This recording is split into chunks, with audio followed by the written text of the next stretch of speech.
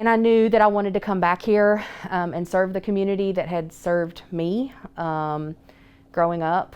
And it really empowers me and gives me just that little bit of oomph to know that I'm helping, you know, the babysitter that kept me when I was 5 years old, or the teacher that helped me become the nurse practitioner that I am. So I take care of patients anywhere from 1 day old to 110-year-old.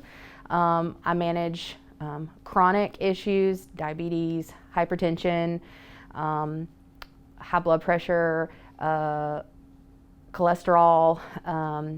So I manage chronic issues, but I also take care of my patients when they're ill and sick. Sinus infections to urinary tract infections, those type things. There's a lot more nurse practitioners than there are physicians. You don't see as many physicians coming out of school as you do nurse practitioners.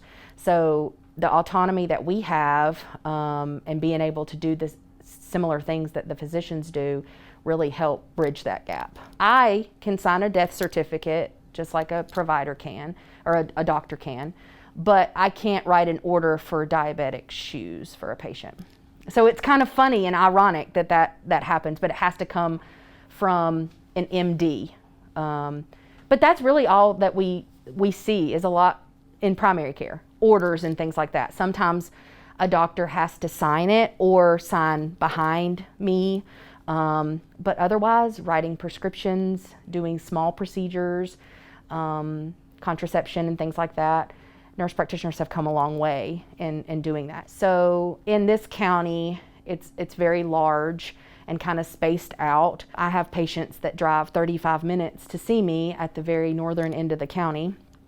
And then we have,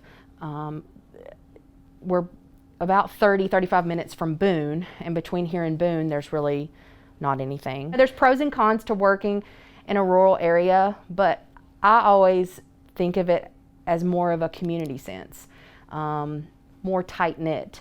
And I think that's what helps patient success stories.